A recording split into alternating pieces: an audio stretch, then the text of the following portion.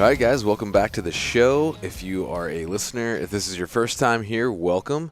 Thanks for listening. And this is your host. My name is Hunter. This week I have a really cool episode with some friends. There's actually 3 guests on this week's episode. So you may have heard me mention it before, but in about 2 weeks, I'm headed down to Mexico to hunt for Coues Deer with a couple friends, Brian Call and Ryan Lampers and Brad Hunt. And we're going down there with Jay Scott Outdoors. I don't know if you've seen the episodes of Meat Eater where they go to Mexico. That is one of Jay Scott's properties. He manages a bunch of properties down south of the border where you can hunt for trophy Coues deer, and it's a DIY hunt, which is really cool. And it's super accessible. You don't have to be in the industry or whatever to do it. Like, you can just call up Jay and schedule your own hunt. It's very approachable. It's a really cool opportunity to hunt this underrated deer species south of the border with a rifle during the rut. And it's a really cool hunt. I've hunted Coues deer once before in Arizona during the archery season during the rut, and it's tons of action. A really cool time to be down there in the desert hunting, but it's really, really tough to kill a Coues deer with a bow. Hats off to you if you have done that. And Brian and Ryan both have killed, and Brad, Coues deer with their bows. I have not, but just a little less pressure on this hunt. It's a rifle hunt, like I said. Maybe just a little more fun. Maybe be a little more selective and look for a big one. But anyway, on this episode, I actually have Brian and Ryan and Jay Scott all on the call, and me and Brian decided to kind of both release it on his channel on Gritty, and I'm going to release it as well. So I kind of let Brian sort of just lead the conversation. So, but it's cool. I thought it was worthwhile to post it here as well. If it's something you've thought about doing, we get into a lot of the details of the hunt and just kind of go over what to expect. So it's a cool conversation. I think you guys will enjoy it, and definitely check out Jay Scott's stuff. Like I said, anybody can book a hunt with him. It's not super expensive, and it's, like I say in the episode, it's one of the few kind of destination hunts that you can book, and you can actually do it DIY. Like, you don't have to have a guide. Now, if you want a guide, you certainly can hire a guide for sure, but we kind of like to do this DIY style type hunting, so that's what we're going to do. We're going to go down there, and we got 4 tags, me, Brad, Brian, and Ryan, all the tag. Gonna hopefully fill all 4, do some filming, get some content out, and should be a really good time. So anyway, this conversation is fun. I hope you enjoy it, and I hope you guys have a great Christmas. I'm releasing this episode a little early because Brian usually releases on Thursday, so we decided to both release on the same day on Thursday before Christmas. And then because of that, I'm not going to release an episode on normal day, which is Sunday, because that will be Christmas Day. So this will come out Thursday.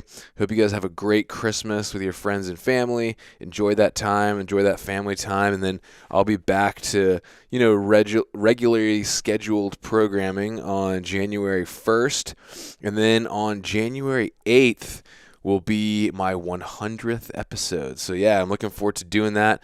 I actually got Remy Warren to join me for that one, so really excited. Had a great conversation today, actually, with Remy, and kind of hit some topics, as I normally try to, with him that I don't think he's really talked about much elsewhere. So I think it's a great conversation. I think you guys will enjoy that as well. And I also have a really big announcement I'm going to be making on January 8th. And interestingly enough, that'll be exactly 2 years and 1 day from the time I started this podcast. So it'll be the 100th episode with Remy Warren. A big announcement about what's happening moving forward with the Hunter's Quest, and it's exactly 2 years and 1 day after I started this whole journey. So if you've been with me since then, or since close to then, I appreciate your support big time. If you're new, I would love it if you would stick around and see what we're all about. Dig back through the library. Got some great episodes in there. And there's going to be tons and tons of more cool stuff coming down the line, guys. So stay tuned. I appreciate you guys. Now let's just jump into this episode with Jay Scott from Jay Scott Outdoors, Brian Call and Ryan Lampers. Enjoy.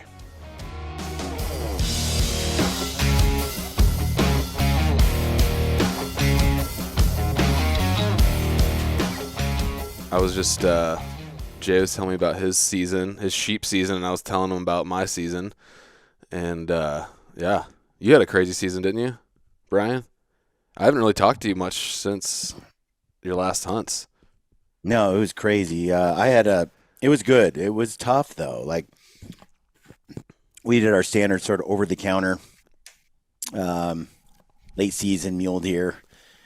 It was tough. In 10 days, we saw 2 deer total. Oh my Jeez. gosh. They were both does.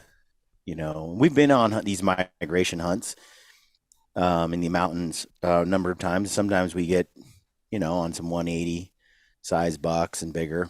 But then there are literally periods, a couple of times where we've seen nothing. That's tough, So dude. that was rough. And Yeah.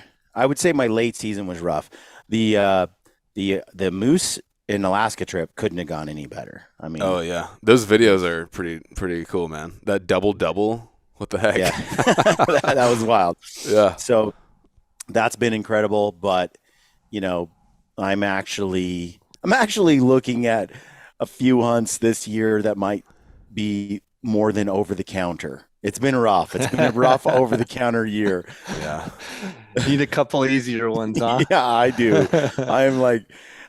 It's just one of those things where you get out, and we've done a lot of those sort of just over the counter hunts in various states. And the idea is you get remote and you put in a little more sweat equity and you can find some special animals and then time. Ryan and I will spend 10 or 14 days and to find a older age class on some of those over the counter tougher hunts, that's what you got to do.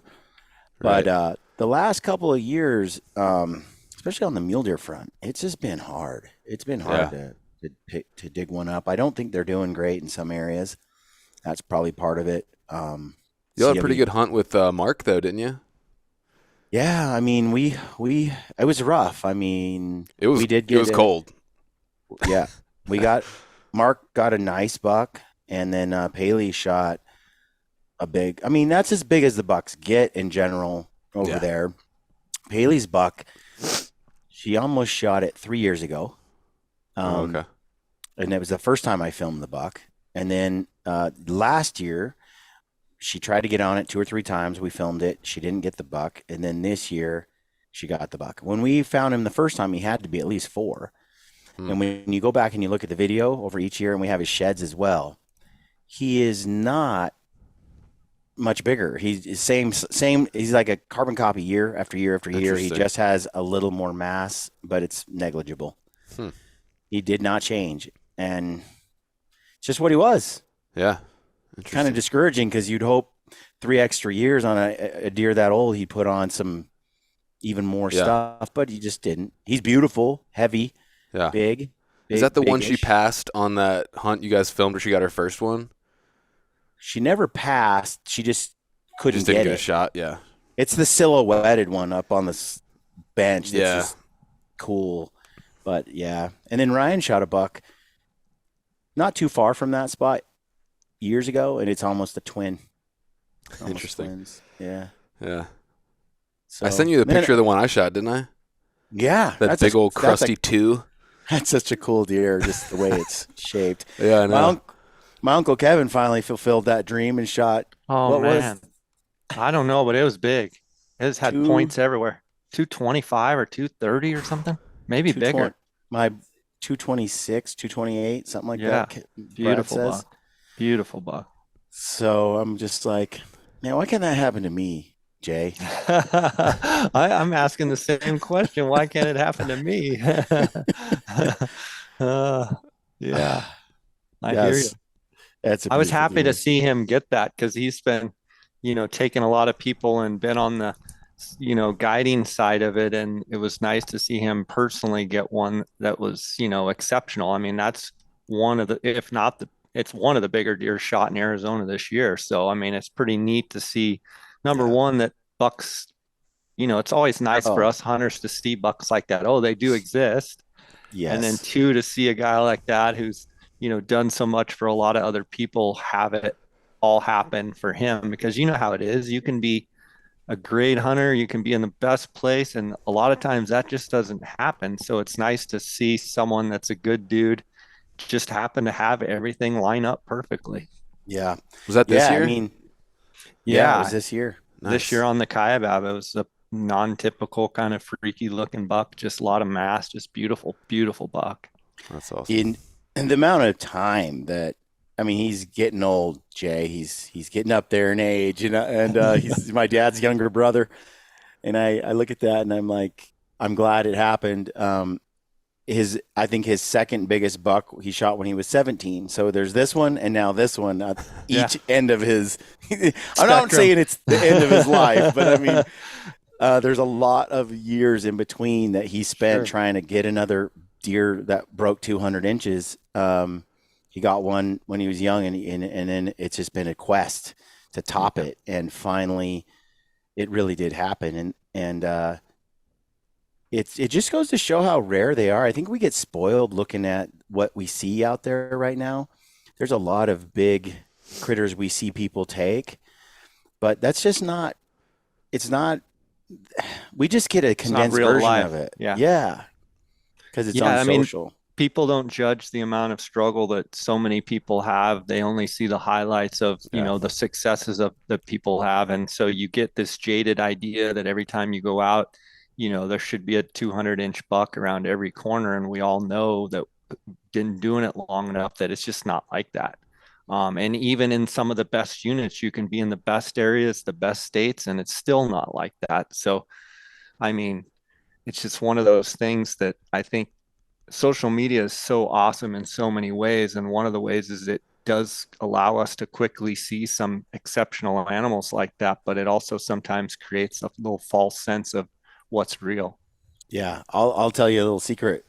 So I go to Ryan Lamper's house, and it reminds me of Russ Meyer. I've been in Russ Meyer's garage, and it's just like there's just mule deer racks everywhere you look, and they're on the wall, they're in the house, they're in the garage, and they're in his other rooms upstairs, and there's just racks everywhere, big elk too. And I just see all these deer, and there's just so many, and they're all big, but none of them have broke 200. Yeah. And you know, and Ryan has never done any sort of private land or guided type hunt before, so they're all public land. But you know, despite that, he's tried, he's come close, but he hasn't got anything that broke it. And again, it just goes to show it's not an easy mark to hit. For sure. So I think Ryan just texted me. He said he's working on getting on the call.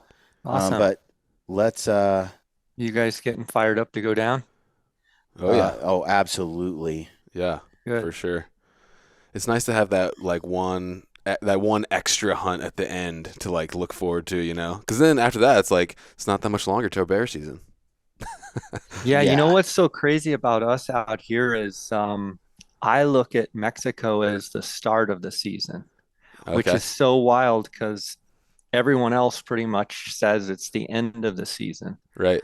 Um, but for whatever reason in my brain, it's like January is it starts all over, and that's when the rut is, and Yeah. we start with Coues Deer, and then it starts all over. But it's kind of odd because if you're not a turkey hunter or a bear hunter, really it is the end of the season because there's not much from say February to August. Yeah. But for whatever reason in my brain, instead of me looking at it as the end, it's always for me, it's the start of my season. So it's Yeah. just I don't know if it's just mentally where I get myself or just how I've thought of it over the years. Yeah. And plus, I always had the problem of like you get some kind of sweet hunting gear for Christmas, and you're like, God, I got to wait like a year to use Yeah. this. Now that there's somewhere to use it. Yeah, exactly.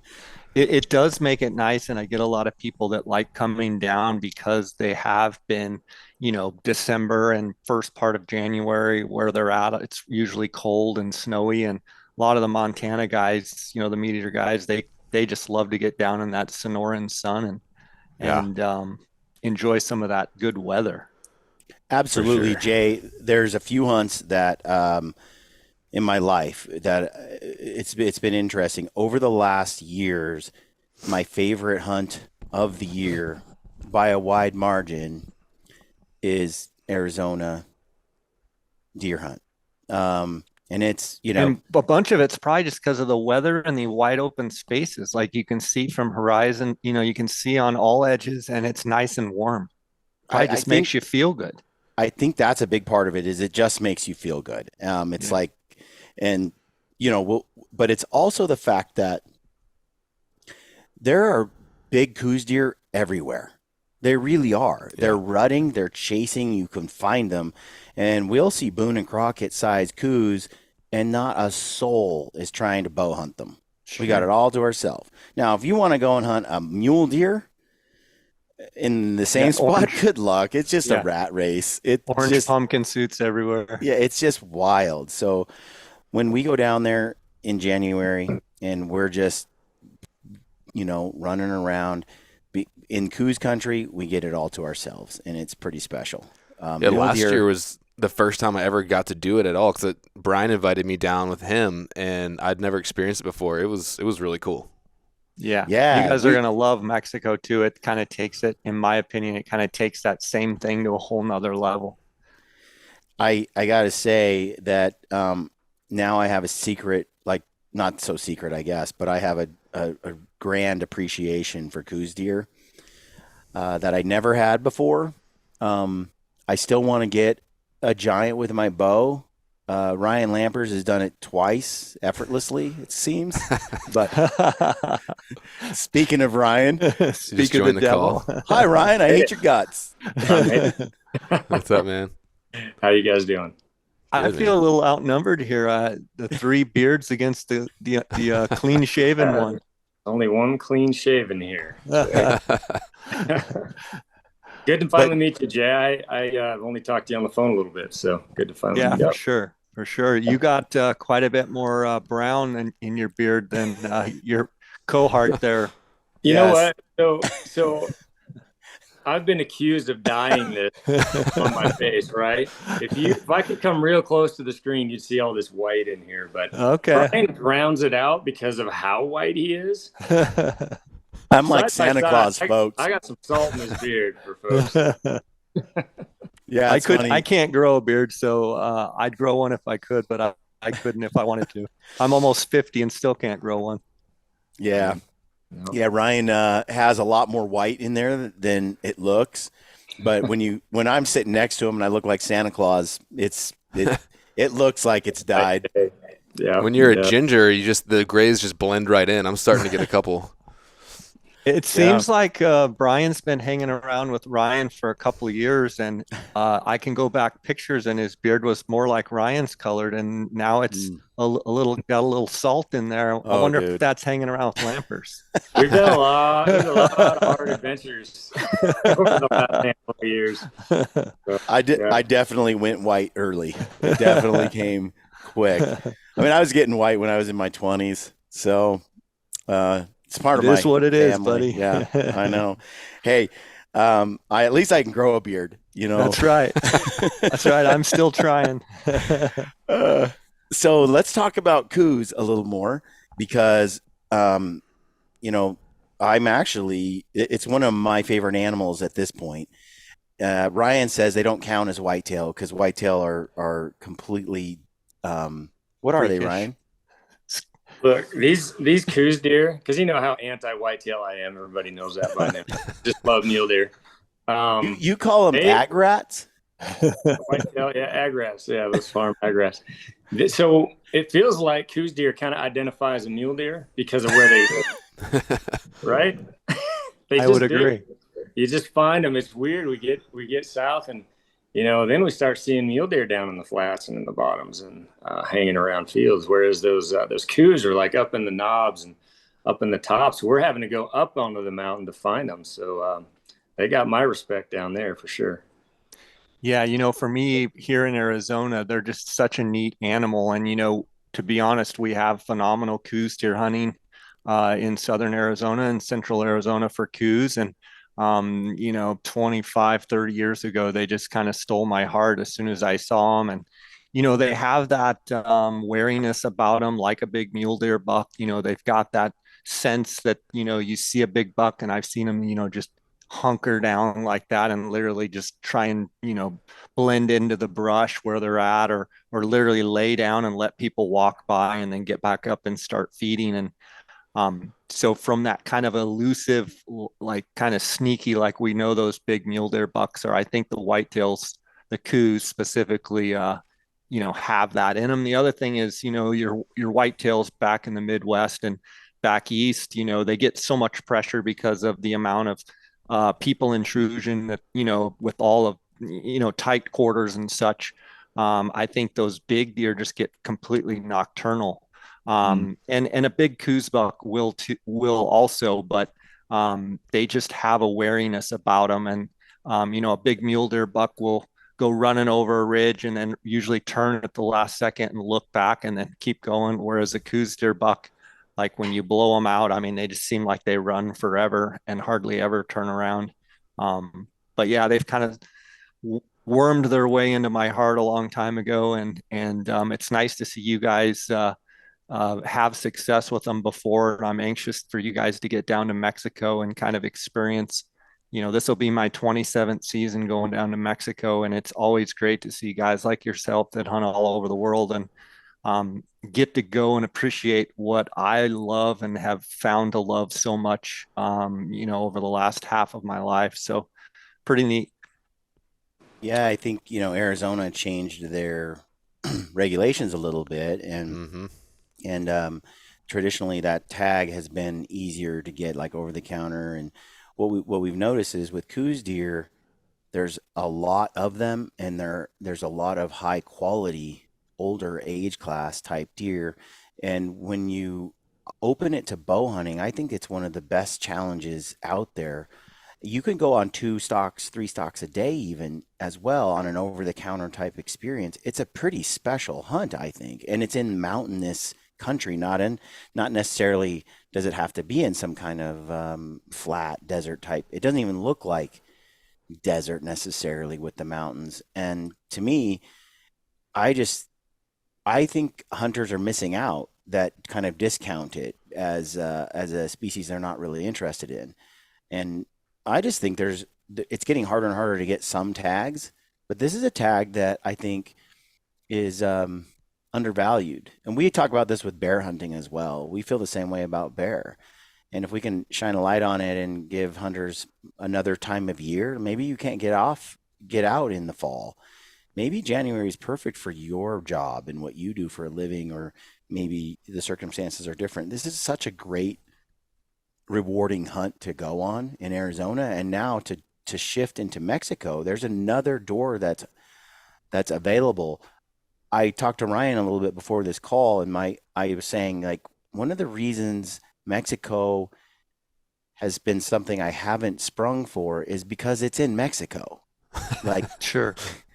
There's a lot of ideas, and you hear a lot of things about Mexico for sure. I can see that being, I think it's most everyone's hurdle that, they some finally get over and some never do get over that hurdle of it being in a different country, and then all of the things that you've heard about Mexico.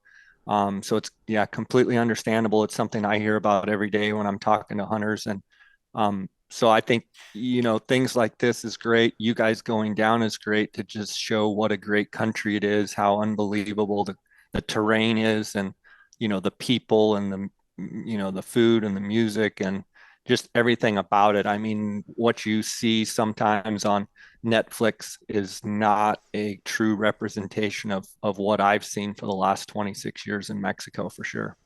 Yeah, so I was telling Ryan that I kind of want you to expound on that a little bit, if you could.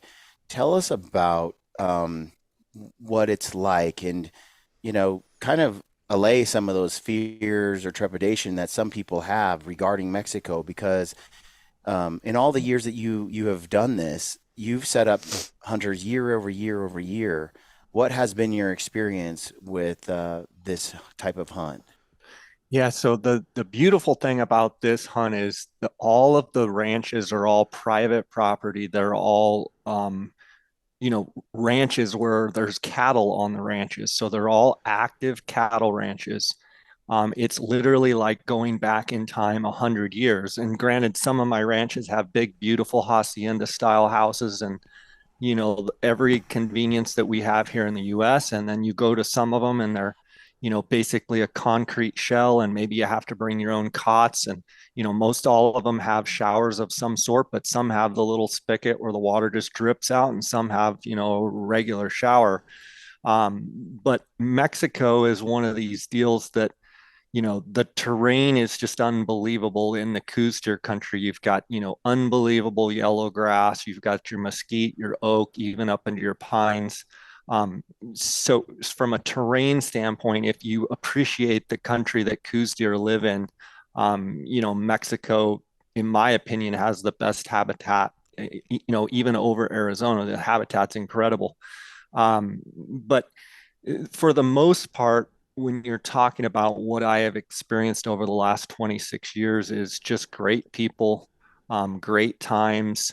You go to these properties, you open a big locked gate, you go inside the property, you lock the gate, you go inside.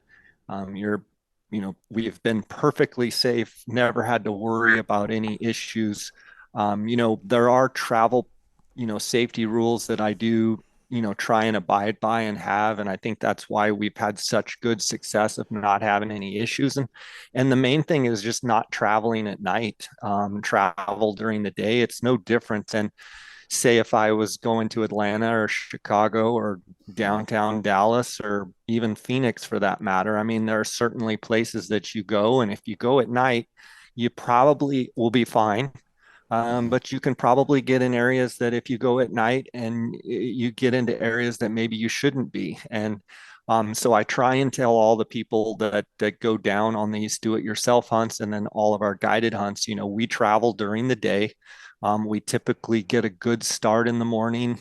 Most of the crossings there at Douglas, Arizona, Agua Prieta, Mexico, and we start early in the morning.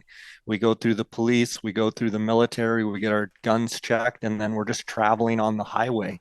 If we can, and we've got a group, we travel together.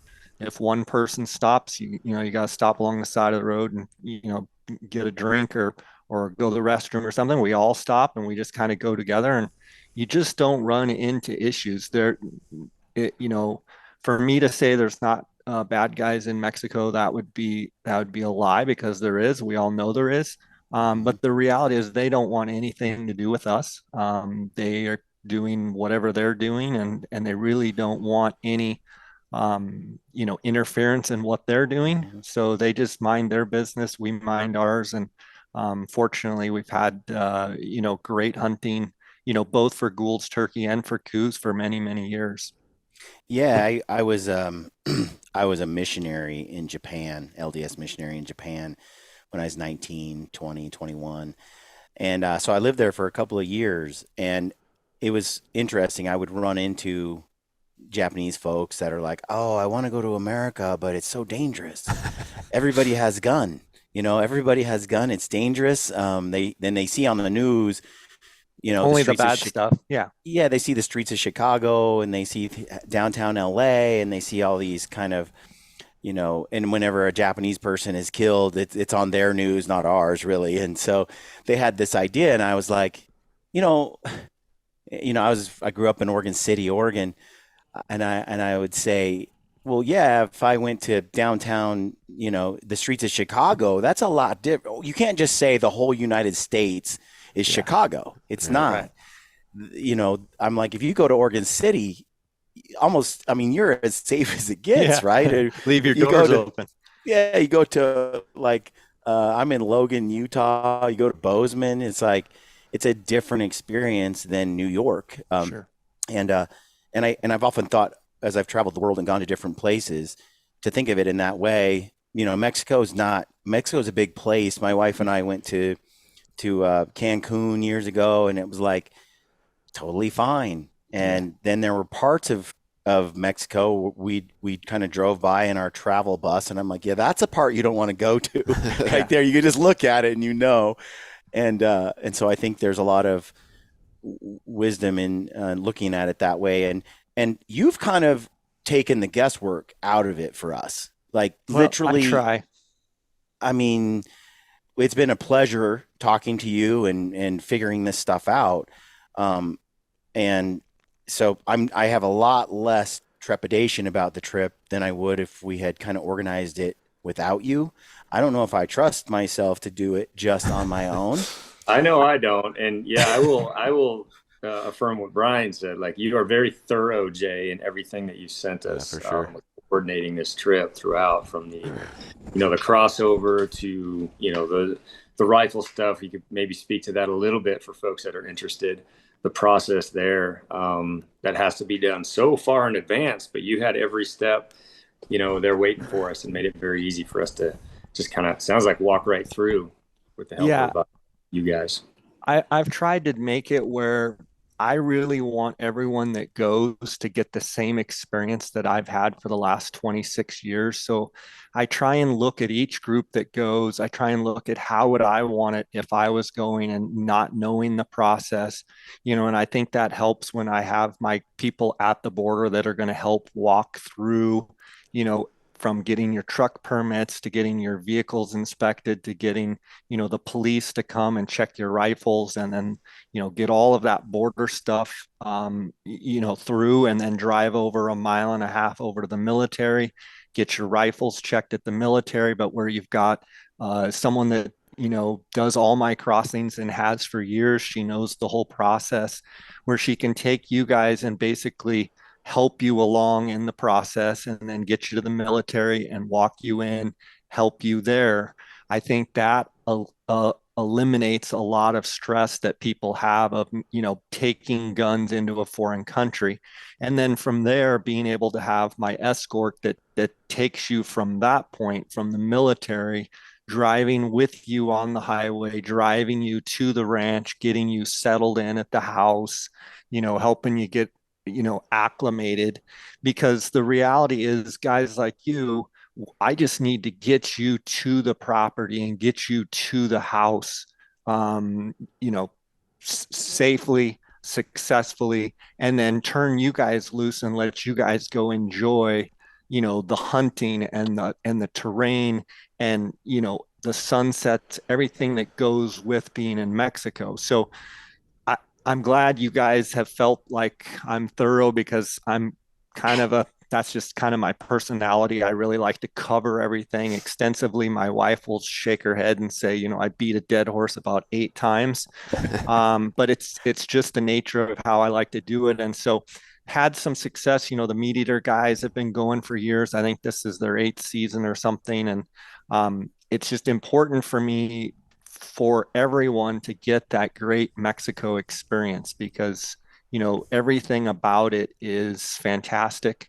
There's some years when we shoot bigger bucks than others, and there's other years where but it's the experience is still awesome. I think one of the beautiful things about being able to hunt Mexico, specifically in January, is we're getting to hunt with a rifle and getting to hunt Coues deer and mule deer for that matter during the rut. And we all know here in the US, some of these hunts, hunting turkey when they're gobbling, hunting elk when they're bugling, being able to hunt these animals when they're chasing and rutting, is really what makes Mexico special. So you're able to hunt with a rifle during the rut. And the interesting fact about that is if let's say you went down in October when they weren't rutting, you would probably have a totally different experience of going days and maybe seeing 2 or 3 does, maybe not seeing a buck. So being able to hunt them during the rut is awesome because these bucks are out chasing does and they're pursuing does. And so they kind of let their guard down like most animals do. Ryan loves hunting big mule deer. When you can hunt them in the rut, they give the hunter just a little bit more than say, the other 11 months out of the year where they're very difficult to see, they're difficult to find. And with that being said, though, because they're running around and chasing does, sometimes getting these bucks killed is tough because they will run does and chase does up and over a mountain, back across, back over all day. They're just chasing and running. And there's been so many times when we found a really good buck and, just trying to get the animal one to stop where you could actually shoot at it, but even stop running, 500-600 yards up and over the hill, back around, circling. I have a story. My cousin here in Arizona um, had a buck. Dar was with him, and I was kind of up above, and this buck was chasing this doe and chased her around this point, and boom, boom, boom. My cousin's known for shooting a lot and not shooting well. And the buck goes around the point, comes back about 5 minutes later, boom, boom, and the buck keeps chasing the doe, never even looks up. I finally called down on the radio. I said, "What in the world is going on down there?" And he says, "Your cousin won't let him stop. I need this buck to stop."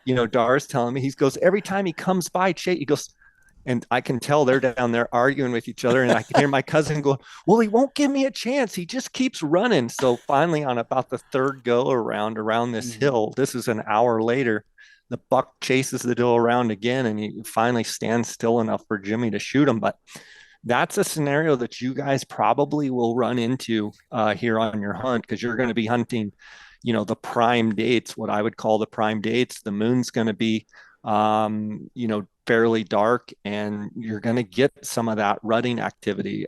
I sure hope you do.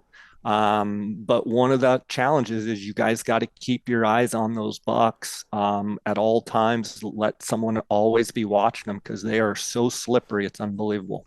Yeah. And one thing kind of you mentioned before earlier too, which is once you start kind of looking into these like destination type hunts, it's really hard to find stuff where you can go DIY. And, there's nothing wrong if you want to hire a guide. I'm sure people can do that through you too, but there's not a whole lot out there for this kind of thing where someone says, "Okay, here, go for it," which is pretty cool. Yeah. I mean, it for me, coues are an awesome experience because it's a real glassing oriented animal where you get up on high points and really glass. And if you guys enjoy glassing, you're going to really like this hunt. But then not only we've all gone on great glassing hunts, but then you add in the fact that they're rutting, they're moving around. You've got a group of does and a small buck, and he's kind of chasing them, and you're just kind of looking around, not paying attention. The next thing you know, boom, the buck of your dreams is standing there. He comes in, chases the doe for a second, and then walks and turns off. And I've seen him just turn and go off, and you're like, he's going to come back, and you're watching him, and he's just walking away. Nope, he just checked those does, and he's off somewhere else. So it adds this whole element of like, all right, we're looking for really big bucks, but we know that when we find them, we have to get them. If you want them, you got to get them right then, because you might come the next day and that buck, every doe's there, those two smaller bucks are there, but boom, the big, muy grande buck is gone, nowhere to be found. So, but the rut brings out the big deer. They're a lot more. You see a lot more big deer. I think you guys witnessed this in Arizona. You're talking, Brian, where, no one's around, of course, because it's during archery season, and they're full rutting. So those big deer that normally no one ever sees are down in where the country they've kind of left, where they've been 11 months out of the year. They come into the country where the does are, and they're just, chasing and rutting around.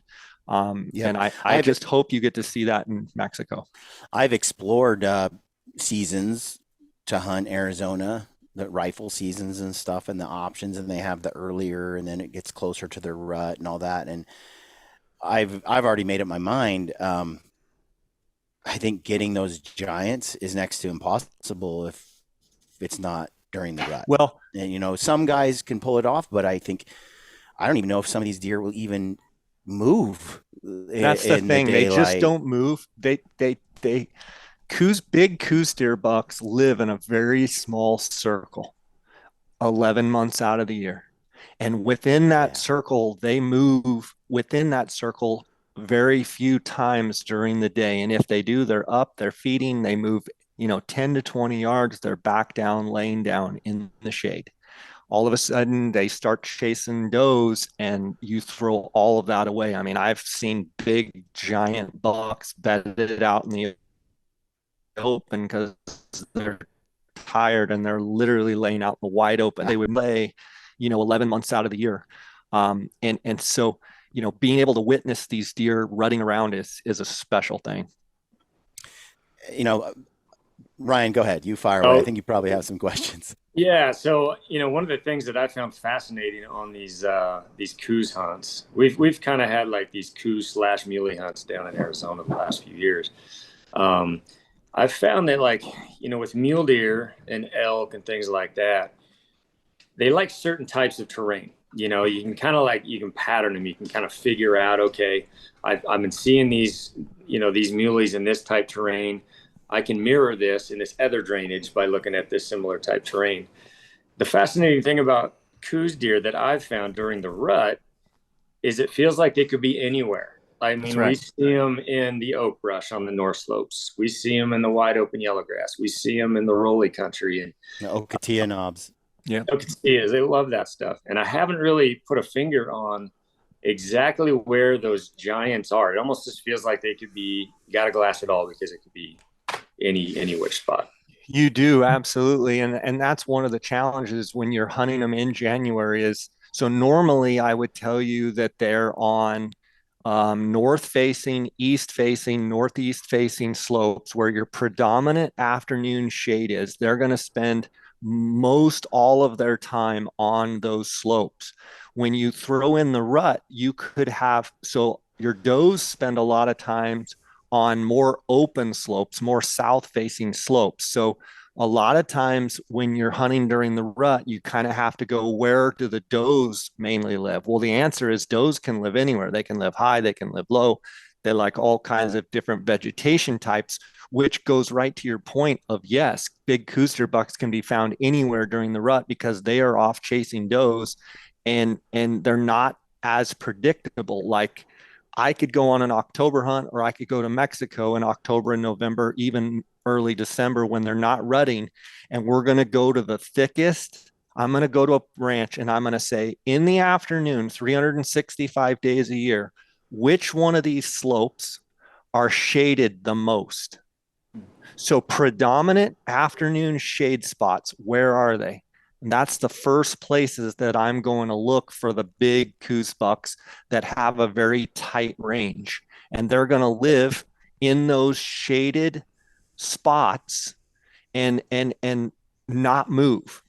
But when the rut comes, they're still going to be in the shade at times, but they could be anywhere. Now, as a general rule of thumb, I'm going to tell you guys in the afternoons, so after about the first hour or two of slope they're on, in my opinion, it doesn't matter even if it's cold. If it's hot, it's especially true. They're going to seek shade no matter which slope they're on. They're going to find bushes, trees, cactus, an aspect of a slope that has a little shady bowl.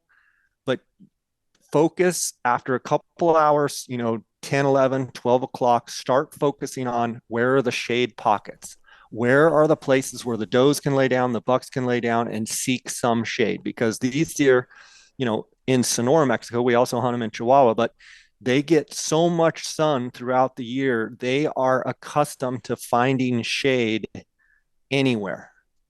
And so if you're afternoon glassing and you have the sun at your back and the hill is all lit up at 4, 5, 6 o'clock, and you're like, wow, I have great visibility. Let me tell you, you are looking where about 10% of the deer are. You need to turn around, put the sun in your eyes and look where they're on the shaded slope. And if you do that, you're going to find way more deer. And I preach this on my Instagram heavy, and I get a lot of people, saying I focused on shade like you told me, and boom, there I found them.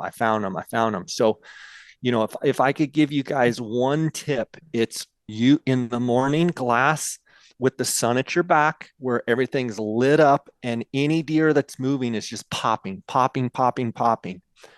then a couple hours, and if it's real cold, it probably won't be till noon. If it's a warm, it's warm, then start focusing within an hour or two of first light, start really focusing on, I'm just going to pound into the shade, glass into the shade, and you'll find those bucks. Now, in the shade pockets, those bucks will be getting those does up out of their bed and checking them, and then they'll go lay back down. And then a little buck will come in and he'll chase them off. So if you're looking into those shade pockets, you're going to catch deer moving at all times of the day in there, just because of the nature of those bucks wanting to check those does and see if they're right. Interesting. Yeah, it's so challenging and fun and frustrating at the same time, because I want to like nail down this certain thing. Those are some great tips, Jay. I like that. We're gonna definitely use those. But I guess that's what makes it so exciting, is just they could be literally anywhere on the mountain in that terrain. And I was very curious your answer, because I'm always trying to find those older, like old trolls. Where's the old troll gonna be? And this isn't gonna be a matter of away from the people or anything like that in that environment. It's going to be something else that kind of establishes where they are. So you nailed a play or a point that I wanted to make, in the fact that, in Arizona, you have to choose your hunting area based on where all the other people are going to be, and where the prior hunts, October, November, December hunts, where people have killed bucks and they were there, but they're shot. Mm-hmm. When you go to Mexico, you're dealing with Coues deer that are not, they're not hunted. You're the only group that's going to be hunting those deer other than mountain lions. And it'll shock me if you guys don't see a couple different mountain lions, because there's a lot of them in Mexico. But other than that, they're virtually unhunted. So they're not stupid, but they're going to be in places where you might be like, hey, there's a nice, beautiful little bowl up there, and it's yellow grass and there's some trees. It just looks perfect. A lot of times they're going to be in those spots that maybe your eye says that looks like a good spot, where maybe in Arizona they might not be, because they were, but they got shot. Does that make sense? Yeah. So that's what's so fun about going to Mexico, is I feel like you're able to hunt these animals where they're not getting the outside pressure from other hunters. And so you can kind of like hunt them on their terms. And, I've learned so much about how they move and how they travel and what they like to do. But once I finally grasped the concept of really using the light in the morning to just really, so almost every time I'm going to be glassing where the sun is just coming over my back and I have a big view, and I can just be really working, the pockets and such. But then as it gets warm, I just start turning and start looking in those shade holes and shade pockets. And once I've done that, years ago, it's really helped me find bigger deer. Do you rotate your ranches from year to year? How do you ensure that the pressure is so light like that? So, like in your example, all of my do-it-yourself ranches, you guys are the only group to hunt that ranch. So no one's in there before you, during, or after. And so the ranch is exclusive to your group. So in essence, it's almost like your own lease and your own property. So in your example, the ranch you're going to next year, another group of 4 guys might be going to that ranch, or last year, another group of 4 guys. But that brings up another point. These ranches all get surveyed by a wildlife biologist, and the wildlife biologist comes in the way that they allocate tags for these ranches is they actually go out for 2 nights with a spotlight, and they spotlight eyeballs. So they literally count eyeballs.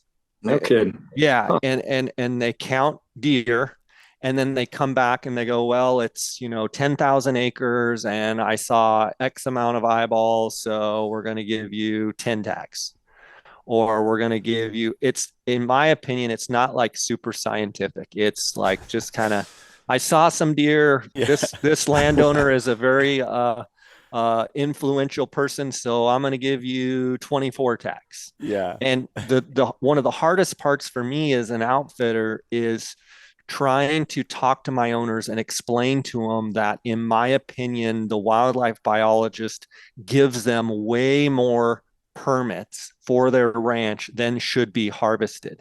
And a good rule of thumb is you should hunt half of the amount of deer that the ranch is allotted in most cases. And that's, you could go and shoot deer from 2, 3, 4, 5, 6 years old and shoot them and probably fill that amount of tags. But if you did that for 2, 3, 4, 5, 6 years, you would literally have no older age class bucks.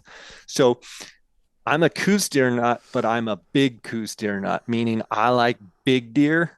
So I try and manage all my properties to put the least amount of hunters on the property in order for me to get the lease on the ranch. And I do lose some properties sometimes because other people will offer more harvest and more tags. And it's frustrating to me because I want everyone to get that experience of that 100-inch buck or bigger. To me, kind of 100 is like, say, for mule deer, like that 180-inch or better. I feel like this is not an opportunity hunt. This is a hunt that, yes, gives you opportunity because you'll see lots of bucks, but it's a chance where you can go for that 100-inch plus buck. And then we all want those 120, 30, 40, 50-inch deer, but there's such an anomaly over the years. I have over 50 ranches leased this year down there, and honestly, I couldn't tell you which one is going to produce the biggest deer. It's just those deer, those big, what I call big or 120 plus, they're just so random. They're such an anomaly. You would think that, oh, this ranch hasn't been hunted for 7 years, so I know I'm going to go there and I'm going to find 4 or 5 bucks over 120. Doesn't happen. Then there's a ranch that, guys have hunted for 7 years or 12 years, and they show me a picture of a 125, 30-inch giant that's just, it's just an anomaly. There's really no way to put your finger on it. And then there's a lot of deer, and we're kind of bouncing all over. Sorry, but I get fired up. There's some deer that'll never be more than 95 inches. They're going to 95-inch deer, and they're never going to be 100. And they're seven years old. Is it a genetics thing? Is it a predation thing on the older age class, or some just don't get past that magic 100 mark? So the answer to that is yes on all of them. I think predation is a huge thing, and you'll see when you get down there. Like I said, I'll be really shocked if you guys don't see multiple lions. These deer are constantly being chased and hunted by lions, and coyotes, bobcats, but lions specifically. And so that's why they're super wary. They're always looking. They're always watching their back trail. You'll see them feed, raise their head, look around, they're super jittery and boogery. And when they're bedded, it's like they're on crack. Like they're just looking around. It seems like they can never relax. They're just constantly think the lion's going to sneak up on them. You can just sit there and watch them, and you'll see a bird fly up that you can see because you have a wide angle, and a bird flies up like 30 yards from them. It's like making a noise in the tree, and their head just swings in there. Can you imagine? And especially this year, the grass is going to be tall because we've had 2 years of unbelievable monsoon moisture. There's going to be deer when they lay down, you can't even see them. They're gone. Right. Like it's as if they didn't exist. Can you imagine laying in the grass and hearing something 10 yards away? You don't know if it's a horse, a cow, another deer, a turkey, a javelina, or a big Tom lion like sneaking in on them. So they're definitely wired up. I remember 2 years ago, I think it was when we had that massive snowstorm down in Arizona, as probably around the 20th of January. And we got like 6 inches of snow down there, which is extremely uncommon, I know. But it was at that point when everything was white, when all of a sudden I started seeing all the predators. Prior to that, I wasn't picking up those bobcats. But that first morning of snow, I saw 2 bobcats stalking Coues deer in that morning. So they're just always getting hunted. They're just so sketchy. Yeah, and that's what I love about them, because it just seems like they're always on edge. And I'll give you some advice too. Like, so if you find a buck you guys really want to leave someone's eyes on that deer so it's watching them, and then let the hunter or the hunter and maybe the guy that's going to call the shot. I like to go 2 guys, leave 1 guy on the deer, and go out and get in stalking position while someone else is watching the deer. Because as soon as you take your eyes off that deer, it seems like they go over ridge, they go down, and then you spend your whole day looking in the wrong spot. And the other thing is, when they're bedded, they usually will bed in the morning and they'll bed down. That not is not necessarily their bed for the rest of the whole day. I like to give them about 30 minutes. So when they bed the first time in the morning after feeding and they go bed down, give them a good 30 minutes. If you have a spotter watching, that's fine. You can make your way and get into position. But if it's just me and I'm hunting by myself, I've been fooled so many times watching them bed and go, okay, I'm going to make my move. And you get there and they're gone. A lot of times they'll bed for about 15, 20 minutes and then they'll make a move and then bed there for the day. So have your spotters watching them, watch where they're bedded. And then when you guys go to get in position, go get in position. But before you leave, take a picture with your phone of what you're looking at, because when you get over to your targeted, spot you're going to shoot from, everything tends to look different. So if you can say there's a big white rock and the buck is just down and to the right of the white rock, I'm going to take a picture, maybe even a short video, and you say the white rock's here, the buck is just down, here's a 10-second video.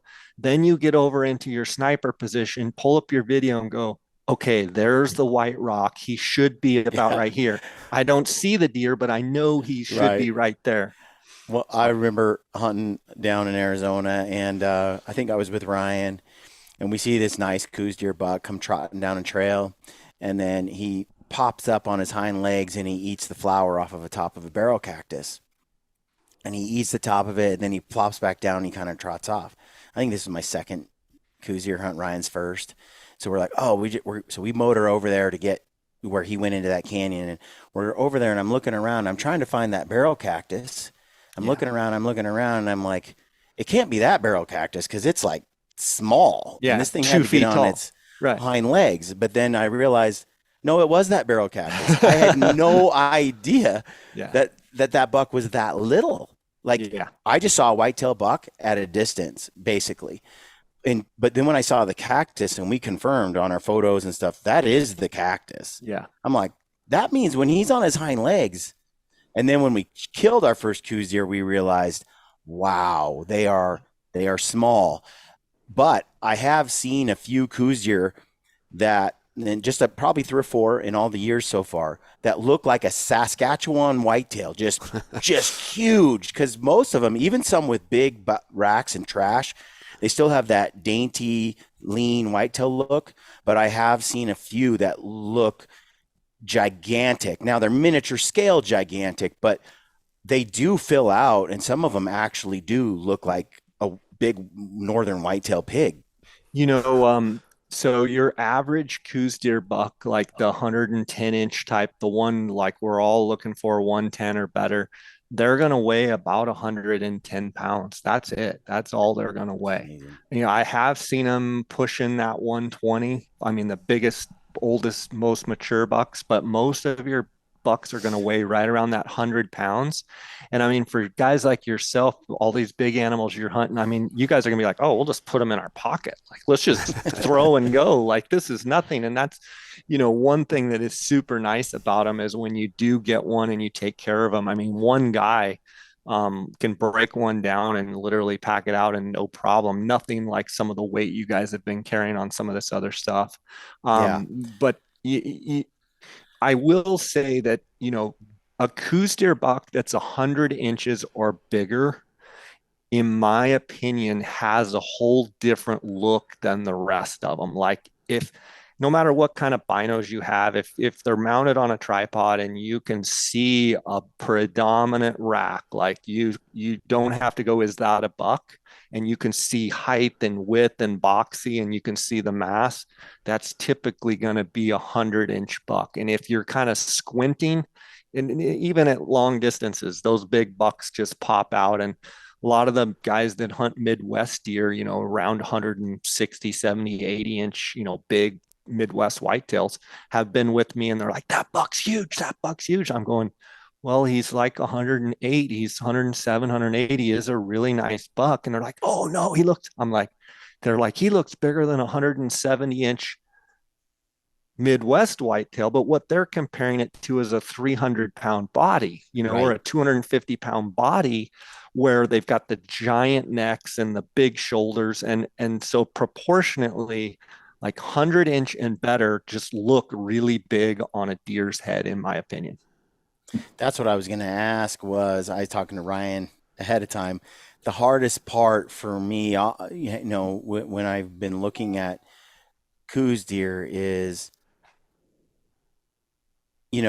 let's say I want to shoot a 105-inch buck and I see a 90-inch buck or 90, look, I can't tell. It's like you're talking 10 inches overall here and there, a little inch here. It's not a vast 120-inch buck or 110-inch. There's not a huge difference between 100 and 120 is what you're trying to say. Right. And so how does a guy, how do you, I mean, you just nailed a few things just now, but how do we know that, we really, really want to find that unicorn, and I don't want to accidentally shoot a 90-inch buck? How do I not do that? A good rule of thumb is you've got to have long main beams and long points. And I know that kind of sounds like, well, that's obvious.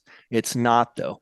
If you look at the eye guards and break the buck down and you're like, it has to have at least 2-inch eye guards. We want them 3 to 4. 5 is great. Like, that's getting exceptional. Look at the G2s and you're like, I need at least 7. They have to be 7. We like them 7, 8, 9.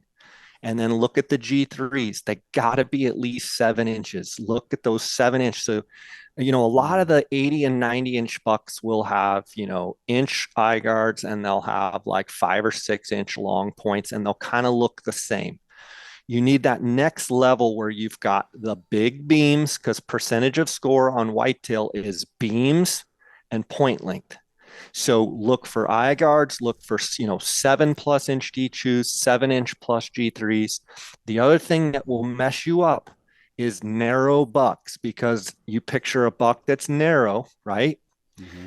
You've got your spread credit, which if he's narrow, he's getting hosed on narrow spread, but his beams are going to go like this, and they're going to go, well, they look like they touch in the front. Well, yeah, he's only 8 inches wide or 10 inches wide. So go for the bucks that have the width and those beams that come around. So you want like 17-inch plus main beams as a minimum to have those 105. But when you start getting into that 17-inch beam, 3-inch eye guard, 7+ inch G2, 7+ inch G3s with any kind of mass at all, you're looking at a buck that you're gonna know. So another just simple rule of thumb is, like, if you're looking at it and you're like, well, 105 and better, most people, they go, this is a big buck. Now, to me, it gets kind of hard when you go from 105 to 115 to 120, because they all start looking big. But a general rule of thumb is long main beams. And really the only way to get long main beams is to have a fairly wide buck, with those ears being, 12, 13 inches wide. You want at least that. And then you want that wrap to come around. Then you want to have long points. If I had to choose one, I'm going to go with a buck that has long points, because in most cases where buck has long points, the beams are at least 16. Like, they'll be 16 to 19. It's very rare to have a buck with super long, 3, 7, 7 plus, that doesn't have, 16 and a half, 17-inch beams. When you start getting those bucks that are wide and really good beams, but then the points are short, those are the bucks that scare me, because general rule of thumb is long points, to me, make everything in a buck that you want to shoot. If you look at it and you're like, man, the G2s are just short, well, then he's probably going to be smaller than what you think. I've shot 2 Coues deer with my bow, and I was pretty proud of those. And then that's fantastic. Shooting any Coues deer with a bow is fantastic. Yeah. And then Ryan shot 2 Coues deer with bows, and they're like Pope and Young Booner And so I just on this hunt, it would be nice if I just shot the biggest buck. I mean, that's kind of That's what he's where he's going with this. I think you can leave the 90 inchers to Brian. me. That's right. That's right. I like where Jay's coming from. It's my turn. But Ryan has shot his. It's interesting you're describing these antlers because Ryan's first buck has deeper tines. Correct me if I'm wrong, Ryan, but deeper tines, a little taller, not as wide, but quite a bit of height and quite a bit of tine length. His second buck has just mass for days, ridiculous eye guards, and super wide. But the points coming off of it are that classic kind of whitetail points where there's not much there. Right. I'm not sure which one though. I think one might score better than the other, but I definitely prefer the wide, massy, thick looking freak show. And that's what I was going to tell you. Coues Deer, the difference between 100, 105, 110, 115, there's so many different variables. Like I feel like a big mule deer buck, let's say 180 and bigger, you can kind of cookie cutter it and be like, well, they're going to be about this wide. They're going to be about this tall. But Coues, like you said, Ryan's got one that's heavy and the points aren't as long, but he's heavy and got great beams. And then he might have one that's more narrow, but the points are long. So it's kind of like, well, which one does score? I say go for the ones that have the most mass because mass hides length. And when you have something that is heavy, they look shorter than they actually are. They're actually longer. So go with that mass. And if you're not seeing that mass, the first thing that the lack of mass tells me is the deer is young. When you get that buck that looks, dark antlered, a white antlered buck is going to be a younger deer. If you see dark antlers, chocolate, and everyone laughs at me because I nickname, oh, that's chocolate. I just they're like, every big buck you see is chocolate. I'm like, yeah, because I like the chocolate colored, like the big Coues bucks. Most every big Coues buck you see has dark, heavy antlers. Interesting. And so look for that, like there's what Jay was talking about when he's like, this is a heavy, dark, wide, good beamed buck. Lampers, what do you think? The first one I took had that chocolate look to it. It's got much darker antlers, and it's really odd. It almost has a blacktail rack to it. It's not your classic whitetail at all. It actually forks. So it's just like a nice, heavy, dark colored basket buck that you would shoot on the coast of Oregon or something, whereas the other one is very classic whitetail. But what I think is so cool about the antlers on those Coues is they're just like, they get so wavy and there's bumps and knots and stickers and just crud all over them. Just like old trolls. You can just tell. That's the older they get, especially Ryan, like when you start getting into those bucks that are like 5 and up, you start getting the wave of the beam, the curl, the little extra bumps, and maybe not scoreable, but like nubs off their beam. And bucks, Coues bucks that are 5 years old and older, those are the ones that keep me up at night and I dream about. Much like guys that like mule deer, thinking of those big gnarly bucks.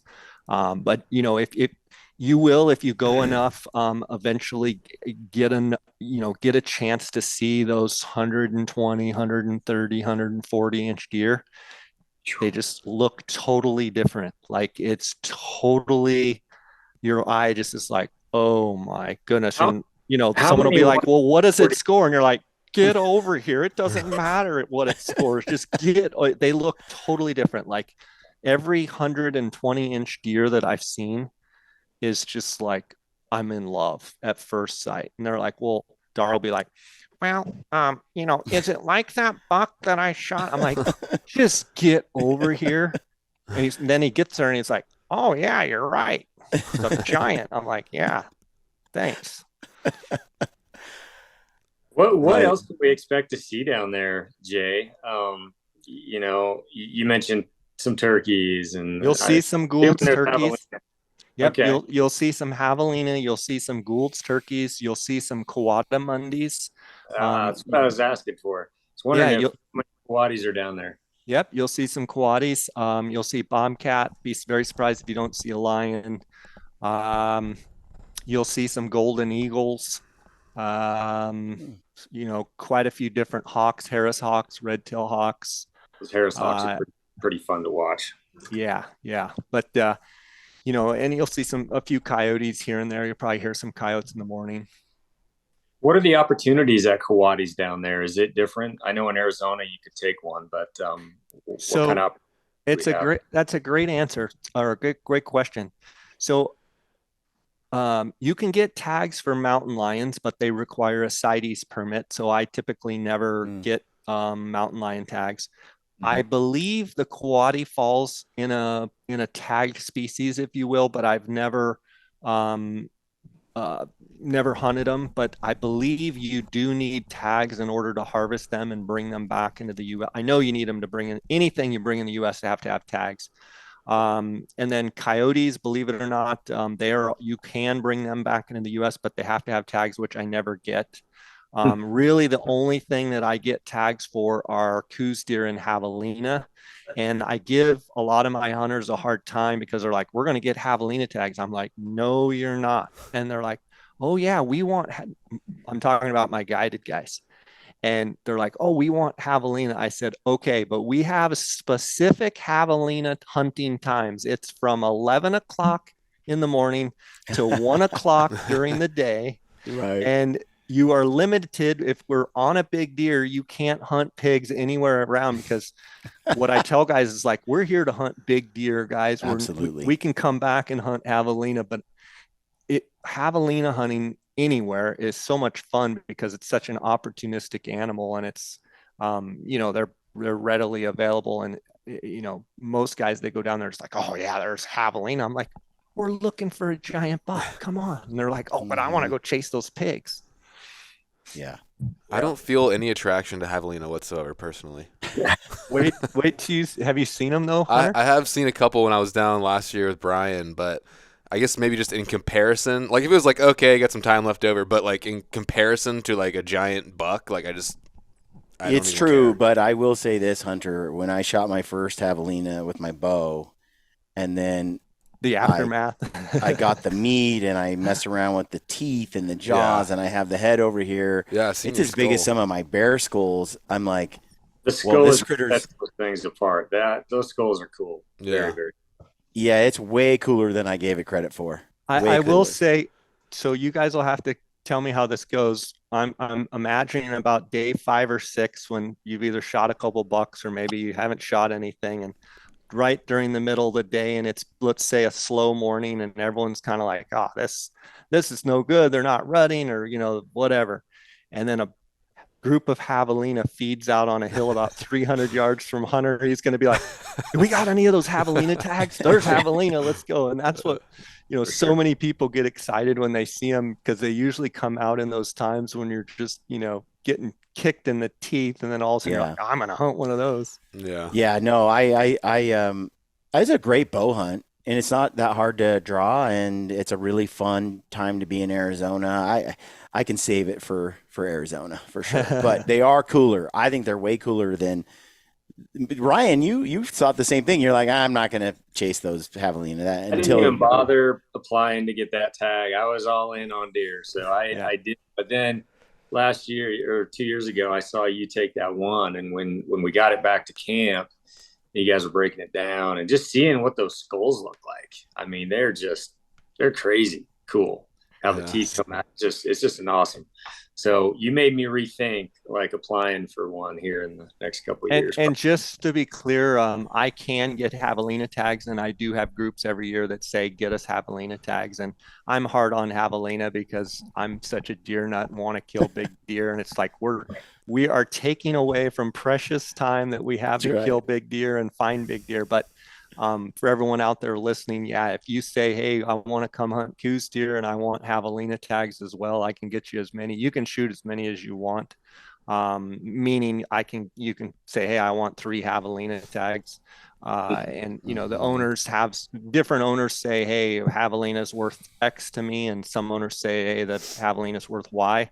But there's no limit or anything on how many you can shoot. You could shoot a couple if you wanted to. I think on an extended trip, who knows? Maybe we will get lucky and we'll take some great bucks. We fill our tags in 4 or 5 days, and a couple extra days at the end with a javelina tag might not be so bad. It's such a lighthearted animal to hunt and so much fun. We've had fun over the years hunting them in those circumstances, Ryan, where we've killed out and guys are like, let's just go hunt pigs for a morning. And it is fun for sure. Real quick question: how sensitive are the Coues to gunfire? Like, let's say it's a couple days in, and we see a buck that looks good to me, but none of these guys want to shoot it because it's too small or something. Like, if I shoot, is it going to blow the area out, or can like what's that like? They're not very sensitive to shooting unless you shoot close to them and then go up and recover a deer. You might blow a deer out of a basin, but one thing, Coues are so habitual. In other words, they live in basically an 800-yard circle their whole life. So a good rule of thumb, and especially in Mexico, is if you jump a big buck, now not as much during the rut, but if you were hunting in December and you jump a big buck and he runs up and he's flagging and he goes over the top of the hill, I would bet you that I could go back away from that area, 5, 6, 7, 800, 1,000, yards away for the next 2 or 3 days and find that exact buck because they have those pockets they like. But to answer your question, like it's a big ranch where you're going, big giant ranch. You can shoot and do all that, and they don't even know what it is. I mean, they don't hear rifle shots. So it's not like they take off running. Cool. I'll tell another story on my same cousin, love him to death. We were down in Mexico about 15 years ago, and there was a buck that he wanted to shoot, and it was like 107, 108-inch deer, and we found it in the morning. And it was me and Dar, and my cousin was the last one to fill his tag, and I'm up on a point sitting, just getting baked in the sun, watching this deer all day. Dar and him are down in shooting position. There's kind of the theme there that Dar's always with him as the shooter, and they're getting baked in the sun. And this goes on from probably 9:30, 10 o'clock in the morning, 2, 3, 4 o'clock. And it's just, one of those warm days where it's in the 70s and that snoring sun's just beating on us. Dark comes over the radio and he says, your cousin's got an idea. I said, I'll bet he does. He says, he wants to shoot in the tree above the deer. I said, you just tell him to just keep laying there and we're going to wait till dark and this deer's going to get up. About 15 minutes goes by. It's just hotter than blazes. It's just sun's beating down. I've got my sombrero style hat on, just trying to seek any shade I can. Comes on. Your cousin is very adamant that he wants to shoot into the tree above the deer to get him up. I'm like, you can tell my cousin that never works. Never, never, never works. About 2 minutes later, he's saying, even though you say it never works, he wants to give it a try. And, I'm like, I've been sitting on this knob for 6 hours. No, you're not, Dar, you're in control down there.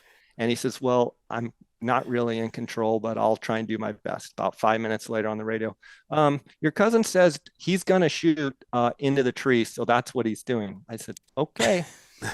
So boom, shoots. You expect the deer to just stand up, him jack another round in and shoot him, right? No.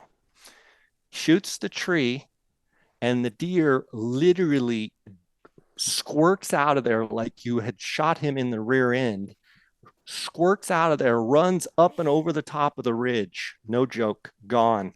And Dar comes back on the radio. That didn't work exactly like we had planned. I was like, really? Long story that we did end up having enough light. We got around, found him again, and didn't get him killed. But the general rule of thumb is no, they don't typically, unless a bullet hits near them, unless they really feel like they're getting shot at, they will. I've seen bucks that, we shoot another buck and they just lay there. We shoot the buck, we go and take care of the buck. We're walking out and blow the same deer that I know are bedded there. And they watched us walk up. They stayed down and we just got too close to them when we walked and they finally blew. They'll hold like quail, and you will see some quail as well. You'll see the Mearns quail, which down there they call a Montezuma quail. Mm-hmm. Cool. I think, Hunter, one thing that we have noticed is in the desert, your voice carries, sound carries. Big and time.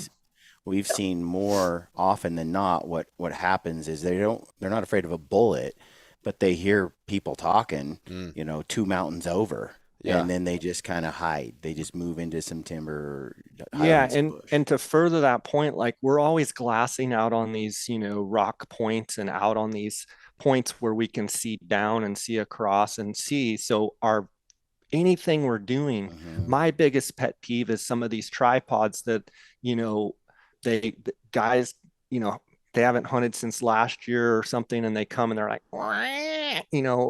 opening the legs and screeching. And I look over, I'm like, are you kidding me? Yeah. If this big buck hears that, he's either going to lay there and we'll never see him, or he's going to be sliding out of there, because they have a sense of, you're almost better just like talking and acting like a cowboy and like, but if you start like sneaking around, glassing and like cranking your tripod, they don't tolerate that. That's another thing, like vibe.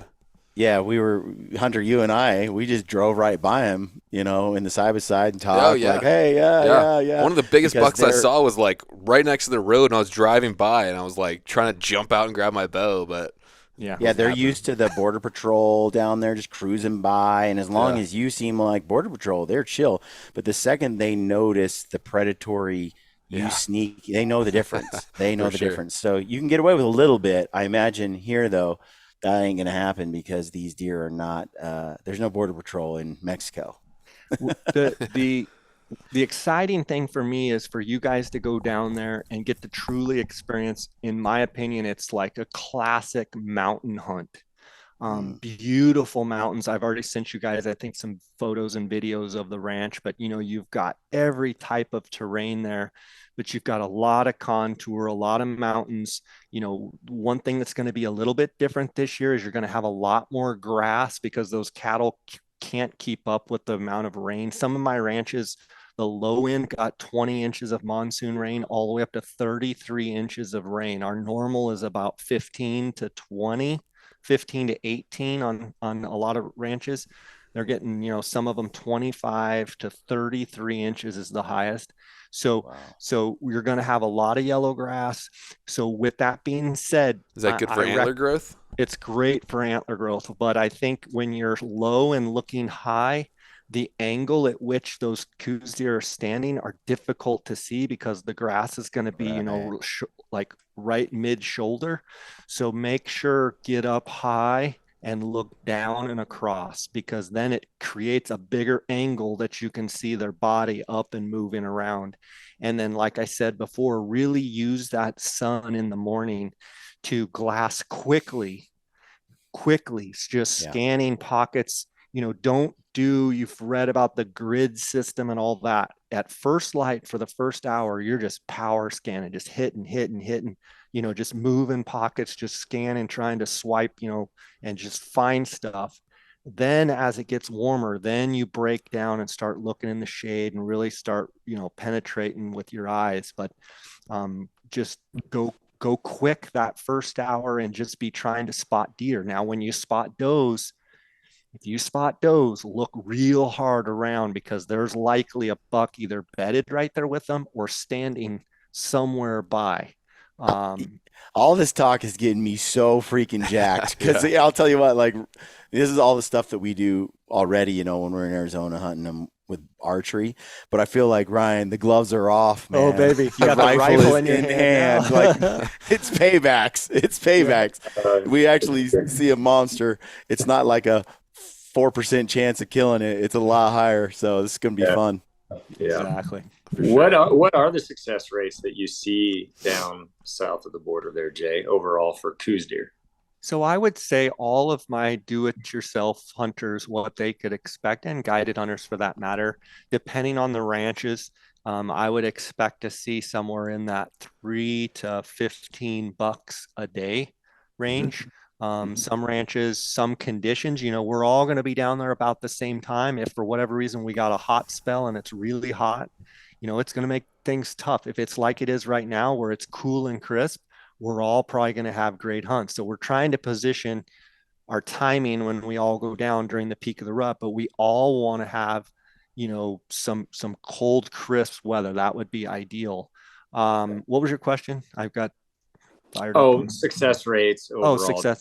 So I would say if someone comes home from this hunt without a buck, it's because they didn't want to shoot one or because they shot so many times they couldn't hit them.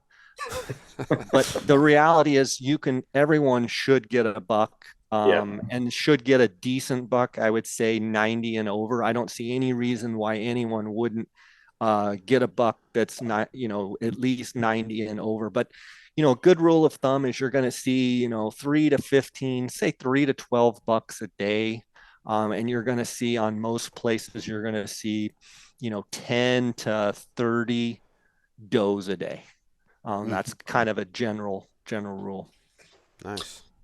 I'm excited. This will hunt unpressured animals. It's always the goal. That's kind of why we have to, like, every once in a while we need a layup, don't we? Yeah. Well, this will be my very first time ever hunting private in my life, and so it's going to be a treat. But I love seeing this, so I'm excited for it. Oh, one more question. Are there any regulations on suppressors coming across the border? So that is a great question, and I get it a lot. I don't actually have the Mexican code that says they're not legal, but I can tell you I've seen guys come to the border with them and try and cross them, and they do not let them. So I tell my hunters, do not bring suppressors, because I've seen them say you can't bring that across. I don't actually have the statute or anywhere to point to say no suppressors allowed, but I've seen them with my own eyes not let them in. The other thing is kind of military style rifles, if you will, like some of the chassis guns that kind of have the look like a military style. I have seen at military posts and police, I've seen them kind of look at it and be like, this one's not coming. I've said that before on my Instagram, and then I get like 100 messages with pictures of Coues Deer. So I'm not saying it's not, but just in my opinion, just a normal bolt action rifle is the one I'm going to take to Mexico every time until they come out with something formal that says this is allowed, this isn't, if that makes sense. I'm going to bring what looks like a normal general style deer hunting rifle, is because I want to be the guy that comes, and I am because they all know me, but I want to be the guy that comes to the military and it's no problem. It's an easy thing. And, oh, it's Jay's group and yeah, everything's fine. I don't really want to be the guy that's pushing going, well, I want to bring this suppressor. And like this guy's saying no, and this guy's saying yes. Yeah. So many people are really digging and liking shooting suppressors, and I get it. And I hope that maybe they'll come with more of a formal ruling and just say, yeah, they're allowed. But until that time, I just tell my hunters, don't bring them. I think that's the wise, don't invite any degree of difficulty as it is in it. We're going to shoot just fine without one. Yeah, for sure. Yeah. Well, guys, I think, Jay, how do people, guys that are listening that are interested in a hunt like this, I think by the time we're done with this hunt, I think a lot more people will be interested, at least our friends. I know they're going to be interested. How do they get a hold of Jay Scott? Probably the best way on social media is just at Jay Scott Outdoors. You can also give me a ring or a text at 602-803-0223. JScottOutdoors.com on my website. Just shoot me a message. Tell me you're interested in the hunt, and I can give you the details. We hunt Sonora and Chihuahua, Mexico, both. A new addition this year is we actually have a ranch we're going to hunt some mule deer on. I've been looking for years for the right property. We don't need to get into it now, but there's a lot of things going on in Mexico with the mule deer. You've got your pen raised deer, you've got your high fence deer, and it's just something I've never really wanted to get into. I like hunting, wild, free range animals. But I've finally found a property, and we're going to be doing some more mule deer hunts. And I'm excited about that because there's phenomenal mule deer genetics and hunting in Sonora, Mexico specifically. But yeah, we do Coues deer and Gould's turkey in Sonora and Chihuahua, and they can reach out on my Instagram at JScott Outdoors. That's probably the easiest way, quickest way for me to get them information.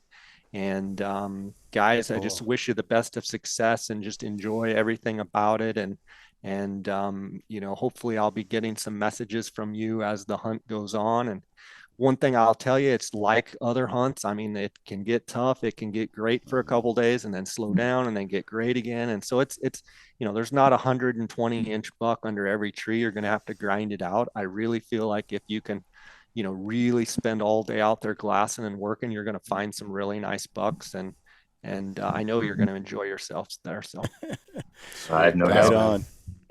Thank you, Jay. Yeah, Much thanks. appreciated. Guys, take care. Thanks for having me on. This was fun. I'm all excited. I always get juiced up when I talk about Coues deer.